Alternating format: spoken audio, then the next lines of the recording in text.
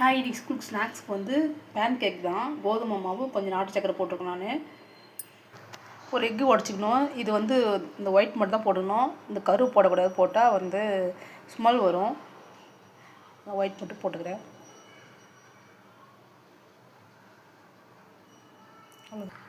அந்த egg white போட்டு கொஞ்சம் கலந்துக்கணும். இப்போ வந்து பால் கொஞ்சம் சேர்த்துக்கலாம். அதில் கொஞ்சம் தண்ணி விட்டுக்கூடாது.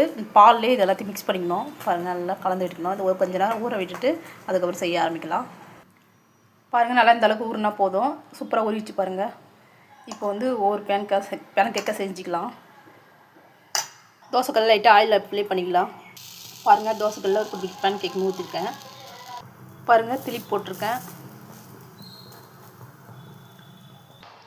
பாருங்கள், பேன் கேக் வந்து சூப்பராக ரெடி ஆயிடுச்சு. பாருங்கள், அப்படியே ஸ்கூல் லஞ்ச் பாக்ஸ் வச்சு கொடுத்தன முடியுதான்.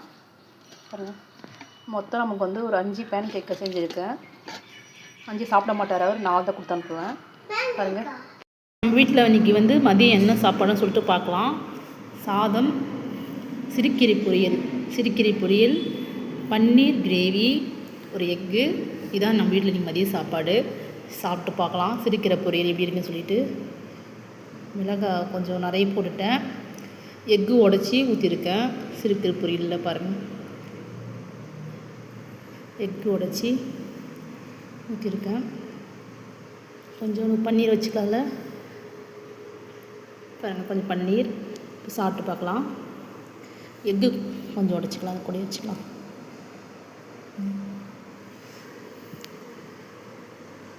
சாப்பிட்டு பார்க்கலாம். எல்லாமே சேர்ந்து சாப்பிட்டு பார்க்கலாம். உண்மையாக அவ்வளோ சூப்பராக இருக்குது. டேஸ்ட்டு செம்மையாக இருக்குது. இந்த மிளகாய் கூட டேஸ்ட்டாக இருக்கும். சிறுக்கீரை பொரியல் பண்ணால் மிளகாய் தூக்கி போடக்கூடாது. இது சாப்பிட்டிங்கன்னா அந்த எண்ணெய்லாம் உள்ளே இறங்கி இந்த சாதத்தை கொஞ்சம் வச்சு சாப்பிட்டிங்கன்னா செம்மையாக இருக்கும் டேஸ்ட்டு. பாய், பிடிச்சா லைக் பண்ணுங்கள், ஷேர் பண்ணுங்கள், கமெண்ட் பண்ணுங்கள், சப்ஸ்கிரைப் பண்ணுங்கள். பாய்.